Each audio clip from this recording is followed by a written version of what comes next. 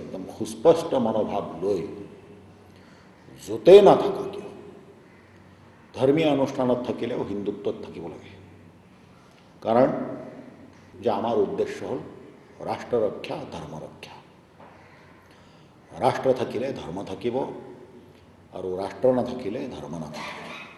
আৰু ৰাষ্ট্ৰ কেতিয়া থাকিব? যদি আমাৰ নিজৰ ধৰ্মৰ প্ৰতি নিজৰ আস্থা থাকে। ধৰ্মক যদি আমি অৱহেলা কৰোঁ তেতিয়াহ'লে ৰাষ্ট্ৰ ৰাখিব নোৱাৰোঁ। গতিকে ৰাষ্ট্ৰ ধৰ্মৰ ওপৰত নিৰ্ভৰশীল আৰু ধৰ্ম ৰাষ্ট্ৰৰ ওপৰত নিৰ্ভৰশীল। আৰু সেইকাৰণে ৰাষ্ট্ৰ ৰক্ষা, ধৰ্ম ৰক্ষাৰ সংকল্প লৈ আমি আগবাঢ়ি আছোঁ। এই বৰ্তমান পৰিস্থিতি কি কাৰণে উদ্ভৱ হৈছে সেইটো লৈ আমি আত্মসমালোচনা কৰিব লাগে।